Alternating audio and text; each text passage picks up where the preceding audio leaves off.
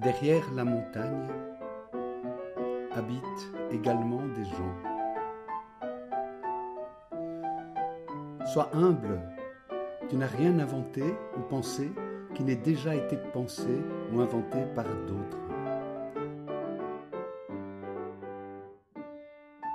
Et si cela t'arrivait, considère que c'est un présent qui te vient d'en haut et qu'il te faut le partager avec autrui.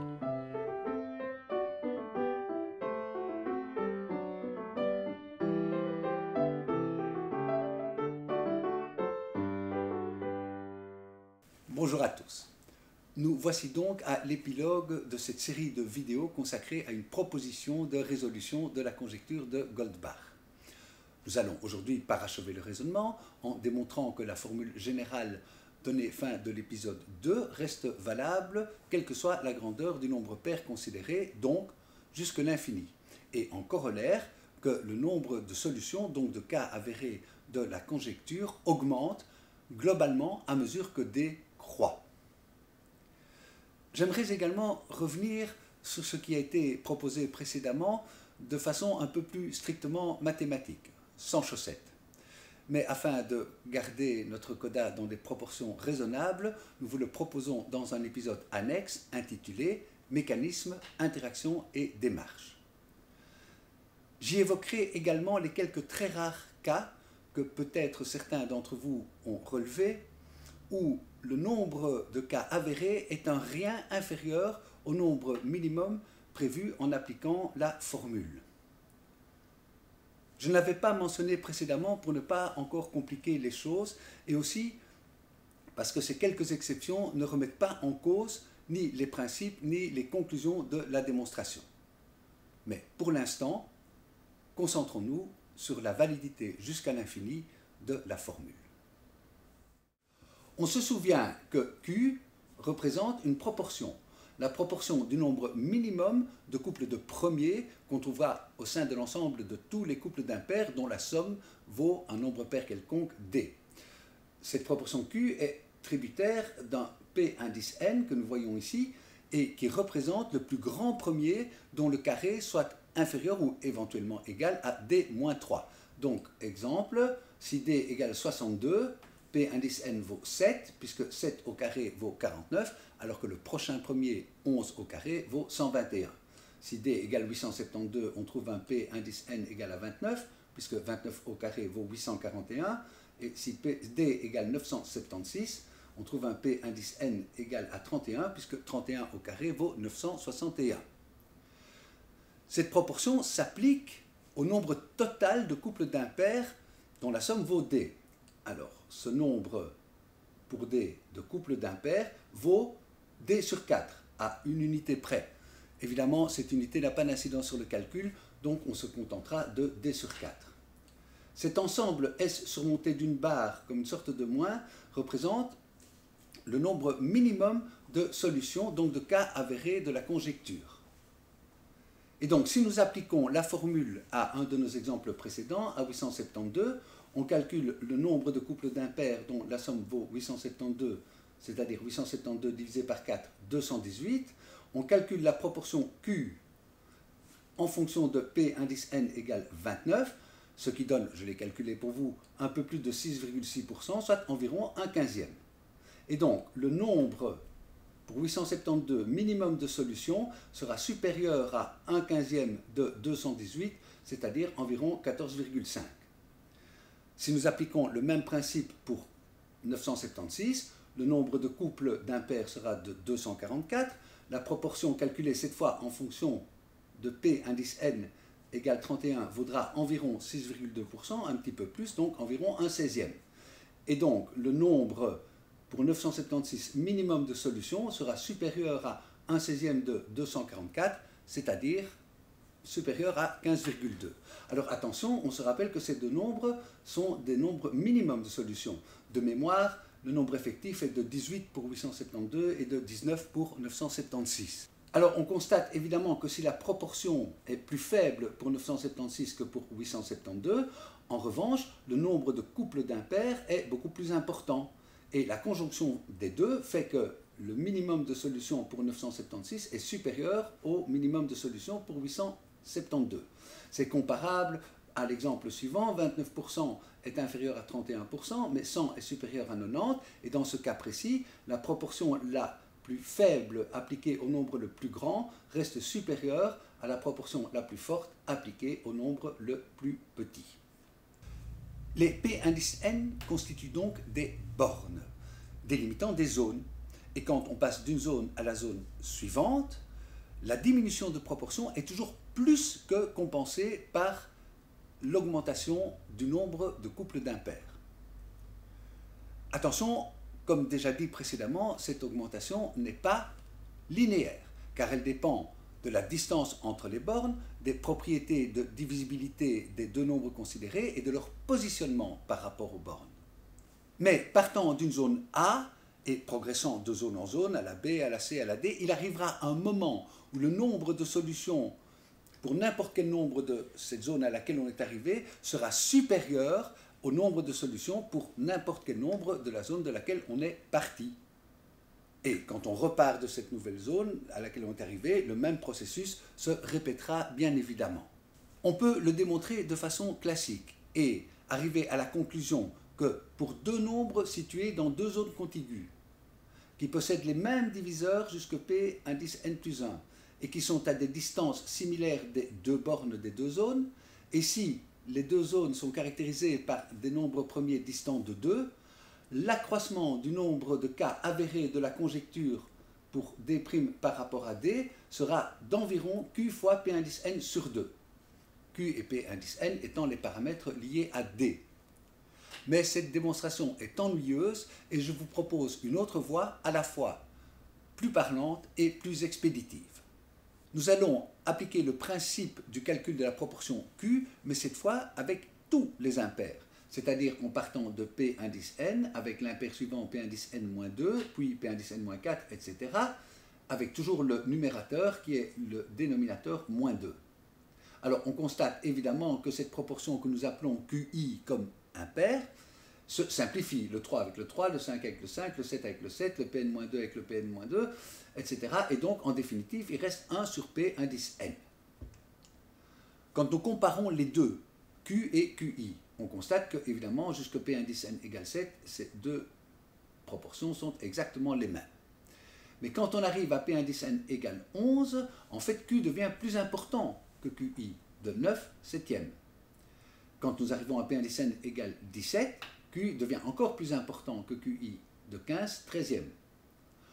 En fait, chaque fois qu'un nombre composé apparaît dans la suite des impairs, qui n'apparaît pas évidemment dans la suite des premiers, la proportion Q est augmentée par rapport à QI de cette proportion, ce nombre composé sur ce nombre composé -2. Donc, comme par exemple 9 sur 9-2 ou 15 sur 15-2. Alors, si maintenant nous calculons, nous appliquons la formule avec la proportion QI au lieu de la proportion Q, on va obtenir évidemment une espèce de super minimum, bien inférieur au minimum réel. Ce super minimum que nous symbolisons par ce S surmonté de 2 barres. À la borne d'apparition de P indice n, c'est-à-dire exactement à P indice n au carré plus 3, c'est-à-dire le moment où P indice n intervient pour la première fois dans le calcul de Q, le nombre de couples vaut exactement P indice n au carré moins 1 divisé par 4. Bon, une fois de plus, on peut se passer du moins 1 qui est négligeable. Donc P indice n au carré sur 4. Et donc, si nous calculons ce super minimum en fonction de QI, on obtient, à une borne, on obtient la proportion 1 sur P indice n, que nous avons vu tout à l'heure, 1 sur P indice n, fois le nombre de couples qui vaut P indice n au carré sur 4, et donc ça se simplifie, le P indice n au carré avec le P indice n, et il reste en définitive P indice n sur 4. Alors, évidemment, à mesure qu'on avance dans l'échelle des premiers, P indice n sur 4 augmente, croît. Mais il ne faut pas oublier que dans le même temps, la proportion Q va également croître par rapport à QI. Et donc l'augmentation réelle du minimum de couple sera bien plus importante. Alors, à titre d'exemple, si nous prenons P indice n égale 37, c'est le moment où la proportion Q est légèrement supérieure à 2 fois QI. Et à la borne d'apparition de 37 dans le compte, c'est-à-dire à 37 au carré plus 3, 1372, le super minimum vaudra toujours P indice n sur 4, c'est-à-dire 37 sur 4, mais le nombre minimum réel sera supérieur, légèrement supérieur à 2 fois 37 sur 4, c'est-à-dire légèrement supérieur à 37 demi, c'est-à-dire supérieur à 19. Alors en réalité, on se rappelle que ça c'est un minimum. Hein. De mémoire, le nombre de cas avérés exact pour 1372, pardon, je crois que c'est 27 cas avérés de la conjecture, mais 1372 est un multiple de 7. Et donc ça augmente la proportion du nombre de cas positifs, comme nous l'avons vu dans l'épisode 5. Alors si nous continuons notre progression, on constatera que quand P indice n vaut 113, c'est-à-dire quand D est supérieur à 12 772, cette fois la proportion Q vaut presque 4 fois QI. Et donc à ce moment-là, le nombre minimum de couples avérés sera de 4 fois la proportion minimum, donc 4 fois P indice n sur 4, c'est-à-dire tout simplement P indice n. Or, que vaut P indice n? On se rappelle que c'est le plus grand premier dont le carré soit inférieur à D. Ça veut dire que P indice n au carré n'est jamais très éloigné de D. Et que donc, grosso modo, P indice n vaut racine carrée de D. C'est évidemment une approximation. Mais une approximation tout à fait acceptable. Donc, dans le cas où nous sommes entre environ 10 et 20 000, eh bien, le nombre minimum de couples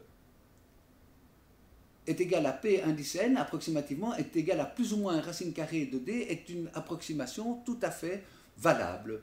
Et cette approximation sera même relativement précise si on se situe entre 13 et 16 000 et que D n'est multiple d'aucun des premiers jusque 113. À ce moment-là, ce sera quasiment le nombre exact que nous trouverons. Donc si nous prenons par exemple D égale 14 684 égale 4 fois 3671 qui est premier, eh bien le nombre de couples pour 14 684 sera approximativement de racine carrée de 14 684, c'est-à-dire 121. Le nombre exact étant 125. Voilà. Nous sommes donc arrivés au terme de cette proposition de démonstration. Je voudrais présenter mes excuses pour les quelques petites erreurs qui se sont glissées dans les épisodes précédents. La principale concerne le dénombrement précis du nombre de premiers jusqu'à 1000, fin de l'épisode 4. En fait, le calcul est correct, mais il y a des erreurs de borne. Je les ai corrigées dans les commentaires. Dans toutes les superpositions de lignes ou de cases, il fallait évidemment lire I pour la ligne inférieure et I' pour la ligne supérieure. Quelques petits primes se sont subrepticement insinués ou volatilisés.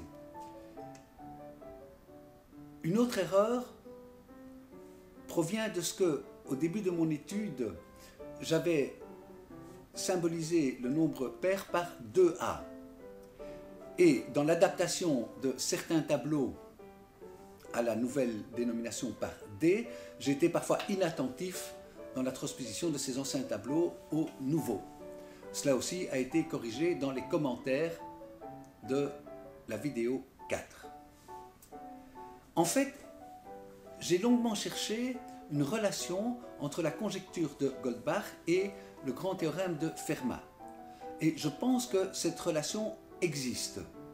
Du moins, avec ce que je nomme les équations de Fermat de degré 2, c'est-à-dire A carré plus B carré est égal à C carré en nombre entier. Ces équations, lorsqu'elles sont réduites, peuvent toutes être représentées par J carré moins I carré égale D carré, J et I étant impaires et donc forcément D étant pair.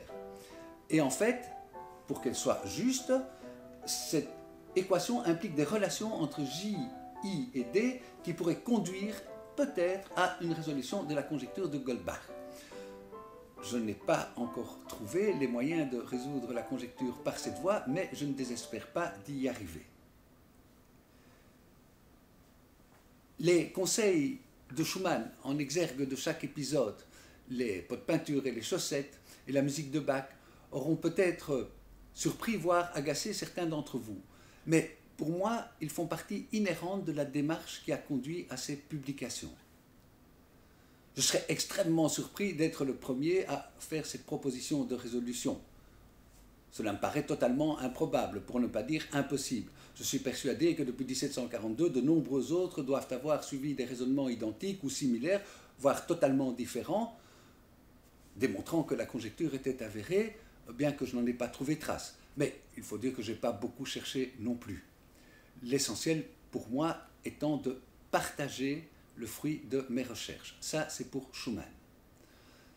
J'ai tenté de le faire d'une façon divertissante, tout en m'attardant sur le sens des concepts utilisés, principalement les cas restants et le « ça ne peut pas ne pas être », en leur donnant une espèce de matérialité concrète, palpable, perceptible. Ça, c'est pour les chaussettes et les pots de peinture.